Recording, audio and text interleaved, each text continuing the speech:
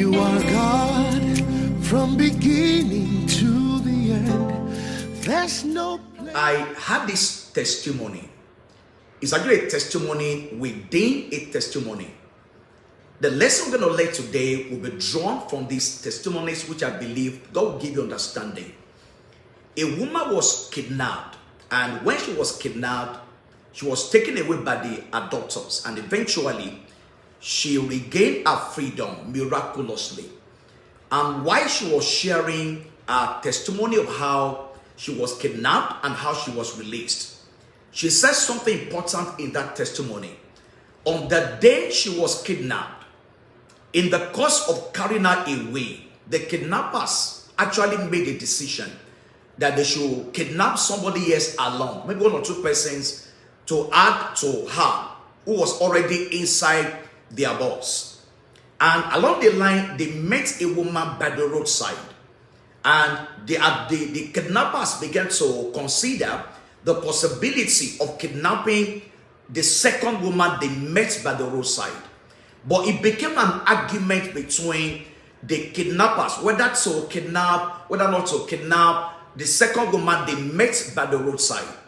And in the course of their argument, they eventually left that idea and went away with the woman that was already inside their bus. And so while this woman was sharing her testimony, she narrated that experience. But the understanding I had about that testimony is that this second woman that would have been adopted, that would have been kidnapped along with this first woman, did not even know that something transpired that day. It is possible she just, went back home casually. Maybe something didn't work out that day for her. And she might have concluded, God didn't answer my prayer today. Nothing happened today. Without knowing that there was an unseen battle and there was an unseen victory. That's where I'm going today. That this woman had an unseen battle. There was an attempt of kidnap on her life. And somehow that kidnapping was averted. She did not know. She would not have gone to a church to go and share testimony other than the woman that was actually, kidnapped and saw the whole experience and came out to narrate what she went through and what she saw. The truth is this: in Psalm 91, the Bible talks about the arrow that flieth by day and the pestilence that stalketh in darkness. There are battles you don't see. There are battles everywhere. David said, if I walk through the valley of the shadow of death, many times we may have passed through such shadows that we did not even know. Shadows of death, snares of the enemy over our life that we never knew existed. It's important you appreciate that there are unseen battles in your life that you were not even aware, that you did not even know because you did not experience them. Accidents that were averted because it did not happen. That is the understanding you must have. And that is why you must learn to be grateful. You must cultivate the heart of gratitude every day. Even when it says nothing is working, there are battles that are unseen. And there are victories that God has given us that we did not even know because God did not allow it to happen. We did not know that we had gone through certain battles and God has given us unseen victories. It happens every day. It happens all the time. I want you to come to this consciousness today that there are snares of the enemy that have been broken over your life. Look at it this way. God is fighting battles for you did not know. God is fighting battles for you unawares. Is an understanding you must have, and you must learn to be grateful every day for the battles you have won that you did not know. God is speaking for you in places you may never get to. God is speaking for you in places. God is speaking for you in places you cannot go by yourself. God is speaking on your behalf in such places. God is putting your name in the heart of certain people. Even as I'm talking right now, certain persons are remembering you and they are considering the possibility of doing you good.